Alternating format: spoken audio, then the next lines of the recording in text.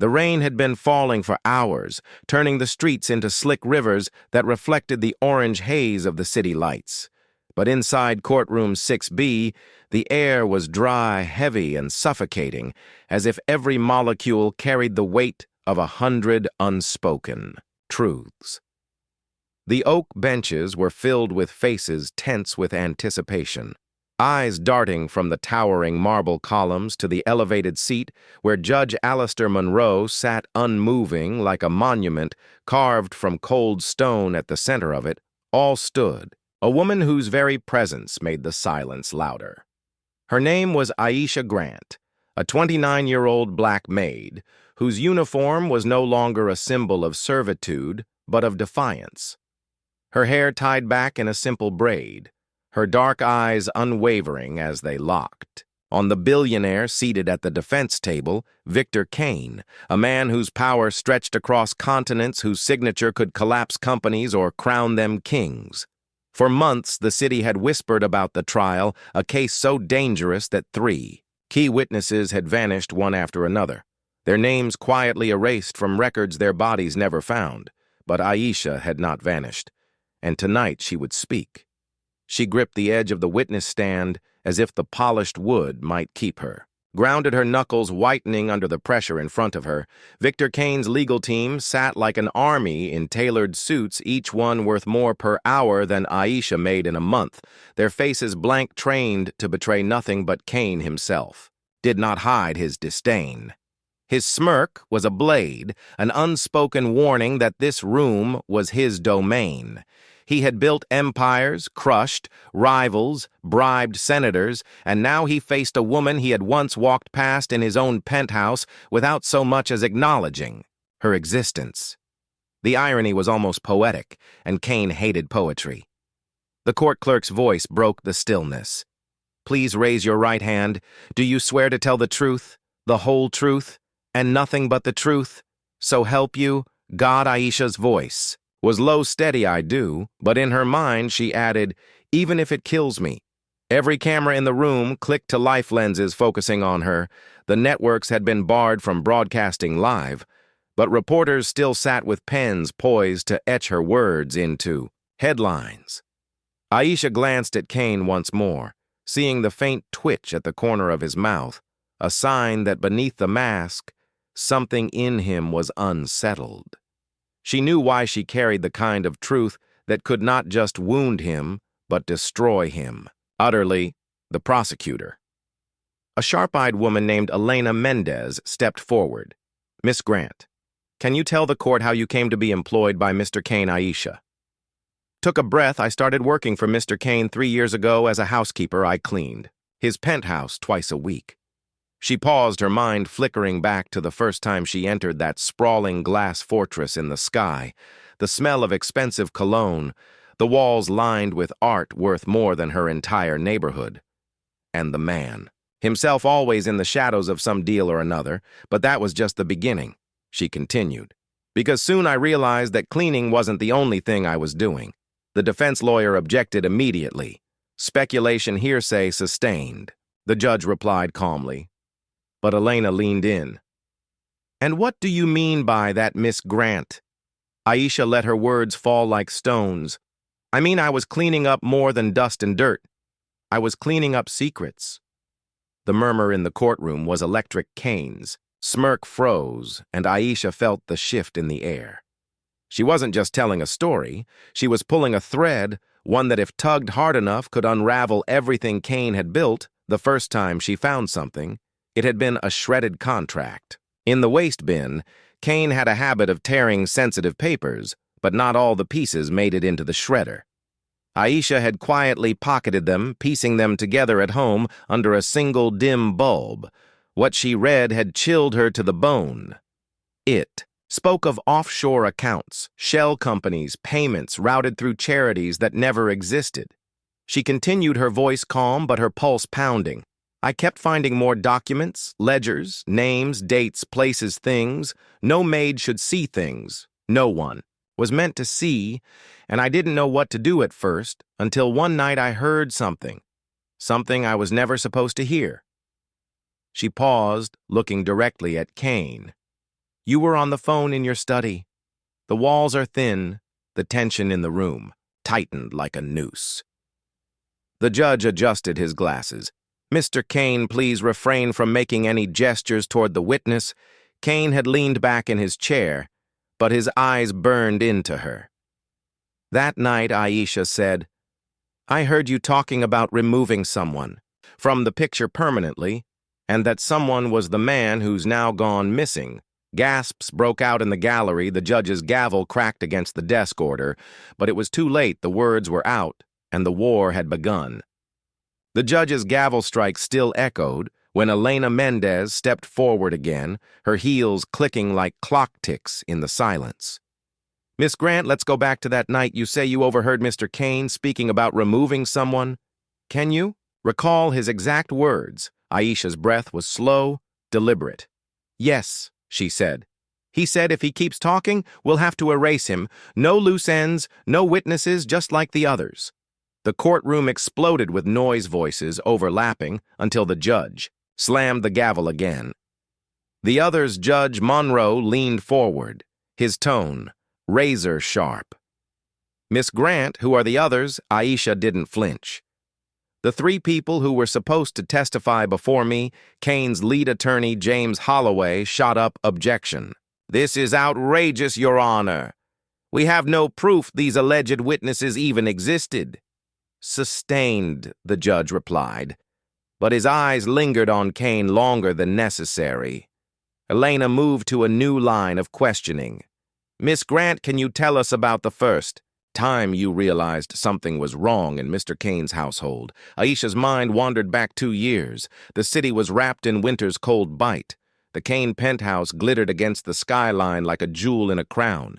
She had just finished polishing the marble floors when Kane's phone began to ring from his study.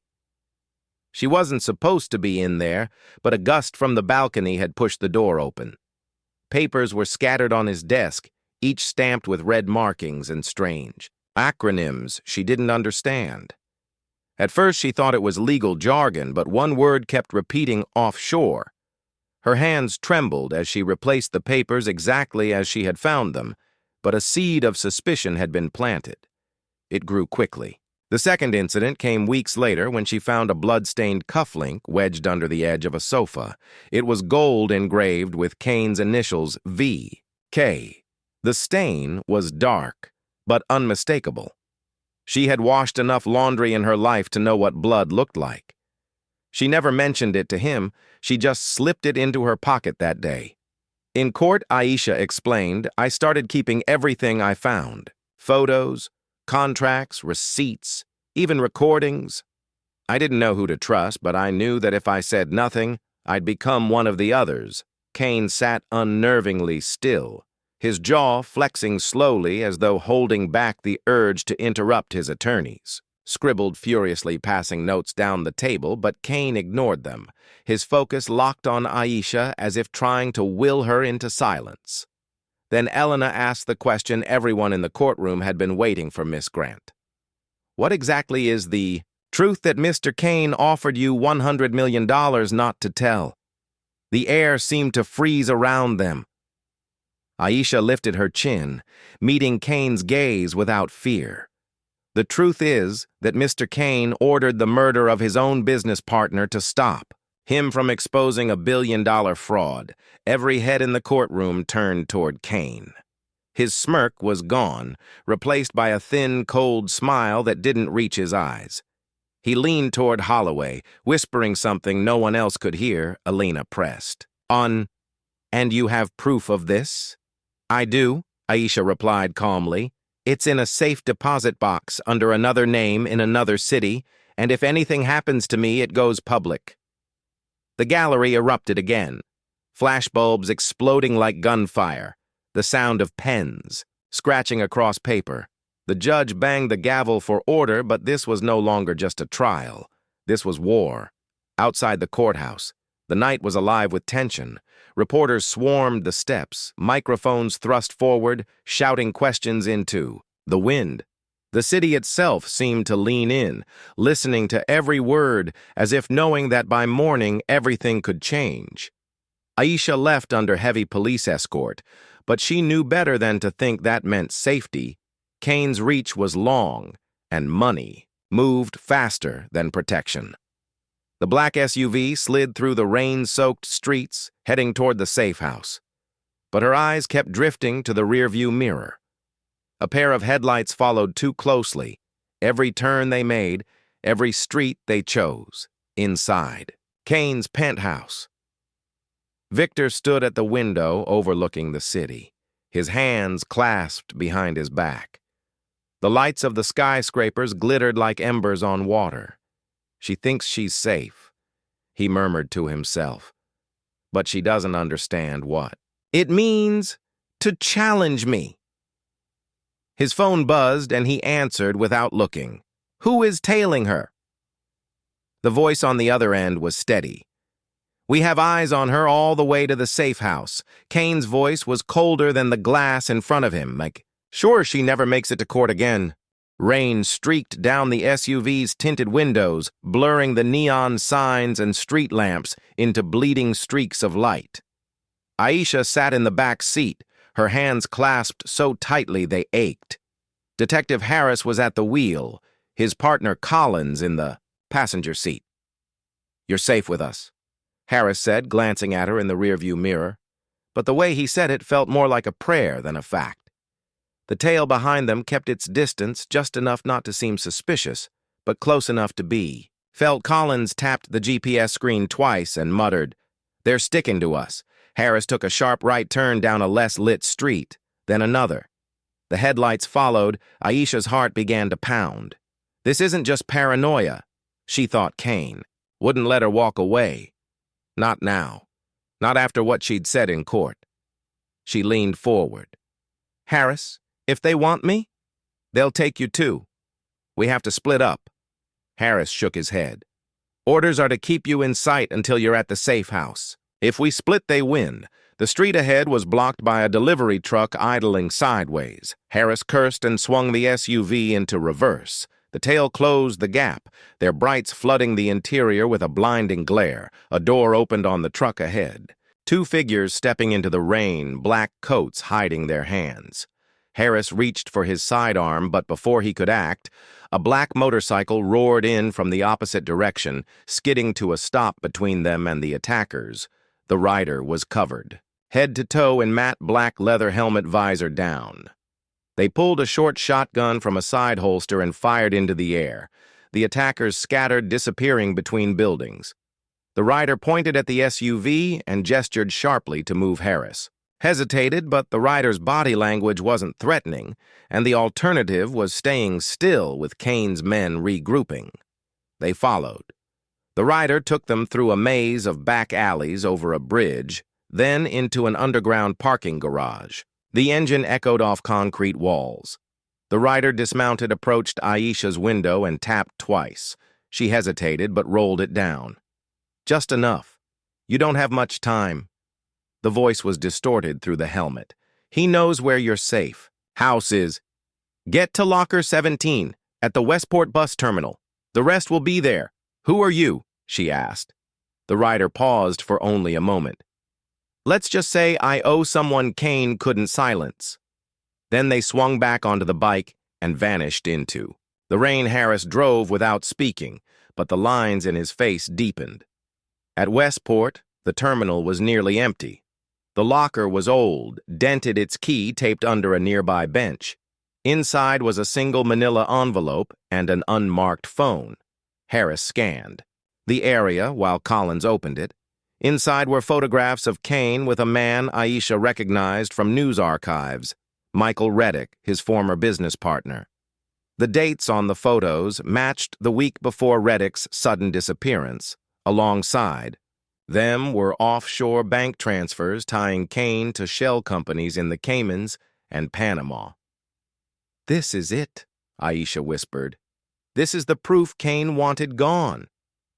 Harris pocketed the evidence, but before they could leave, the terminal's lights flickered and went out. A faint humming sound filled the space, the kind of sound that meant they were no longer alone. From the far end of the terminal, Three figures emerged, their silhouettes tall and deliberate, moving in perfect sync. They weren't there to talk. Harris drew his weapon. Collins flanked, but the first gunshot came from behind them. Glass shattering. The phone in Aisha's hand buzzed with a text from an unknown number. "If you want to live, leave now." Door by the vending machines, the choice was instant. She sprinted toward the vending machines, ducking low. Harris yelled after her, but the figures turned their attention toward him. She hit the door shoulder first and burst into the rain again, finding herself on another back alley where the same motorcycle rider waited without a word. She climbed on, holding tight. The bike tore into the night, the terminal fading behind them, the roar of its engine drowning out the fear in her chest. Somewhere high above the city, Kane stood on a balcony, phone pressed to his ear. "You failed," he said coldly. "I don't pay for failure." He hung up without waiting for an answer, then turned toward the darkness beyond the glass skyline. Tomorrow, he murmured, she won't even see it coming. The motorcycle skidded to a halt in a dim warehouse near the river. The rider killed the engine, the sudden silence almost deafening in the cavernous space. Aisha climbed off her legs, unsteady, her pulse still hammering. She stared at the helmeted. "Figure you've saved me twice now. Tell me who you are." The rider reached up and slowly removed the helmet. A cascade of dark braids fell free, framing a face Aisha hadn't seen in over a decade. Layla Aisha's throat tightened. Her childhood friend. From the neighborhood. The one she thought had been lost in a fire when Kane's men burned down their block. "You're alive?" "Barely," Layla said. Her voice carried a grit that came from years of running. She tossed the helmet onto a crate and started. "Pacing, Kane didn't just ruin you. He's been doing this for decades. The Reddick photos, the offshore transfers. That's the tip of it. He has politicians, judges, even parts of the police force locked in his grip. Harris and Collins arrived minutes. Later, weapons drawn until they saw Layla." The detective's expression hardened. "So you're the one who interfered twice now." Harris didn't like wild cards, but Collins was already looking at the evidence with wide eyes. "These photos and transfers, combined with your testimony, could blow the case wide open." He hesitated. "But Kane's reach means it might never make it to court intact." "That's why we don't take it to court," Aisha said. Her voice was steady in a way it hadn't been for days. "We take it straight to the public. All at once, so fast and so loud Kane can't kill the story before it spreads." Layla pulled a laptop from a backpack, setting it on a crate. Aisha blinked. "You kept all this?" Layla nodded. "Every time Kane erased someone, I kept a piece of them. Their stories, their proof. I've been building this for years, waiting for the right moment. Waiting for you."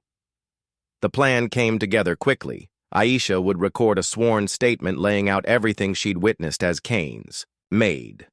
The bribes, the threats, the disappearances. Layla would encrypt and distribute the files to a network of journalists, activists, and whistleblower sites. Harris would feed the more sensitive law enforcement data to the handful of federal agents still believed to be clean, but Kane didn't build an empire by being blind. Within hours, his men were combing the city. The warehouse became a pressure cooker, every sound from the street outside making their hands twitch toward weapons in. The quiet moments, Layla told Aisha how she'd survived the fire that was meant to erase her, how she'd been smuggled out of the city by an underground network and taught to fight back, not with guns, but with information. The first test came at midnight. Aisha's phone buzzed with a single word. Outside, Harris checked the security feed. Kane's men were at the gate, black SUVs idling. Harris cursed under his breath. "How'd they find us?" Layla didn't answer. She just started typing faster, encrypting the last packet of files. Collins prepped a flash drive as a backup. When the power went out this time, there was no flicker, no warning, just darkness so complete it felt like being buried alive. The sound of boots on metal stairs echoed. Through the warehouse, Harris fired once, twice. The return gunfire was immediate, brutal. Aisha felt the air move past her cheek as a bullet tore through a crate beside her. Layla shoved the laptop into her hands and hissed, "Run!" They moved through a side passage, a narrow concrete hallway that reeked of damp and rust. Behind them, the gunfire grew louder, Harris shouting for them to go. Layla led her through a series of turns, then into the open air again, where a battered van sat idling. The driver, a wiry man with scars on his hands, jerked his chin. Get in no time to explain as the van tore away. Aisha looked back. The warehouse was burning bright orange against the black river. Layla's jaw was set. Kane thinks he's burning us out. But he's too late. Every file is gone to 100 places, and when they surface all at once, he'll have nowhere to hide in a downtown high-rise. Kane slammed a crystal tumbler into the wall. His reflection in the glass behind the bar looked almost inhuman. With rage, "Find her! Find them all! And bring me the one who calls herself Layla alive!" His men didn't argue. They knew what happened to those who failed twice. Aisha leaned her head back against the cold metal of the van's wall, breathing hard. The first time she wasn't thinking about surviving the night, she was thinking about ending Kane for good, and in the back of her mind, she knew tomorrow was the day the fight would go public, whether they lived through it or not. Dawn broke over the city with a pale gray light. Aisha sat in the back of the van staring at the horizon. Her hands were wrapped around the laptop as though it were the last fragile piece of her own life. Layla checked her watch. The files are in motion. The journalists will have them within the hour. Harris didn't make it. Collins called She stopped shaking her head. Kane's men will come harder now. The driver pulled into an underground garage 3 levels below a crumbling apartment. Building above them, the city was waking up, traffic building, coffee shops opening. The normal life of people who didn't know a billionaire was about to fall. In the cramped concrete shelter, Aisha recorded her statement. She spoke without notes, the words flowing like she had rehearsed them in her head for years. She told about the cash-filled briefcases, the midnight meetings, the threats whispered over crystal glasses. She named names every politician, judge, and CEO who had taken Kane's money, and looked away. She described the night she found the ledger, the moment she realized she had enough to destroy him, and the price she had paid since. Layla packaged the statement with the files, videos, and photos Harris had died to secure. She hit a single key. The data shot into the encrypted network, splitting into dozens of separate streams. Each went to a different server across the globe. From there, it would fan out into newsrooms, blogs, whistleblower archives, social feeds. By the time Kane's people noticed, it would already be impossible to erase, but Kane wasn't waiting for the news cycle. The van's comm radio crackled with static and a voice cold and calm. "You think you can humiliate me, Aisha? Do you know what happens to people who try?" Aisha leaned toward the mic. Her voice didn't shake anymore. They stopped being afraid. Gunfire erupted from the garage entrance. The driver slammed the heavy steel door shut, but it wouldn't hold forever. Layla tossed Aisha a small pistol. "Use it if you have to, but keep moving."